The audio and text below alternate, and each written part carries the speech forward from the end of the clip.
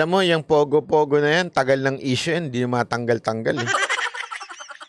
Nasa Cavite, karamihan dyan eh. Paano protektado sa Cavite yan eh. Ba yung pogo-pogo na yan? Isipin nyo, nakailang pagdinig na sa Senado yung lintik na pogo na yan. Hanggang ngayon, nandiyan pa rin yung pogo na yan. Isabo nga, bumalik na. Wala na, bumalik na. Unity. Hindi ba alam ibig sabihin na unity? Diego Latigo, unity from criminals, unity from all vices in our country. Balik na lahat. Unity nga eh. Diba? Anong ini-expect mo, Diego Latigo? Diba yun naman ang pinangako nung kampanya, unity. But may sinabi bang unity from good? Hindi. Sinabi, unity from good and evil. It will be united. Wala nang masama at mabuti. Lahat ay mabuti na. Kahit yung mga vices, mabuti na ngayon. Oh, yung mga nakakulong, pinapalaya na. Oh, yung mga isabong, pogo, malaya na rin. Unity nga eh. Reklamo ka pa.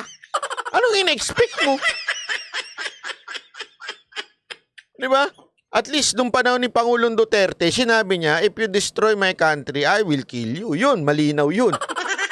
Diba? Eh ngayon, ano ba sinabi? Unity. Oh. Hindi naman nagreklamo yung mga tao. Diba? Galit na galit nga tayo nun eh. Anong sagot ni Marcos sa kampanya? Unity. Anong sagot sa kahirapan? Unity. Anong sagot sa criminality? Unity. Anong sagot sa corruption? Unity. Oh. Diba? Kinwestiyon nga natin yon. Tayong mga Iskonyan, inano natin yan. Anong unity? Ano lang unity? O, eto mga tanso, tatanga-tanga. Sabi nila, unity lang ang sagot dyan. Kaya nga ganyan yan eh. Unity.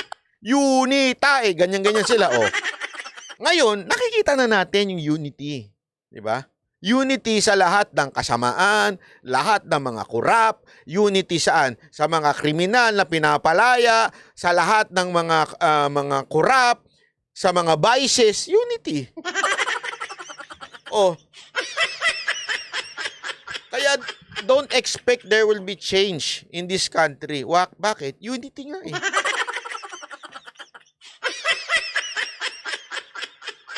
Wala na. Huwag tayo mag-expect. Kayo naman. Oh. Sobra-sobra naman kayo. Gusto nyo na nga manalo o gusto nyo pang may magbago? Tama na isa. Manalo lang okay na.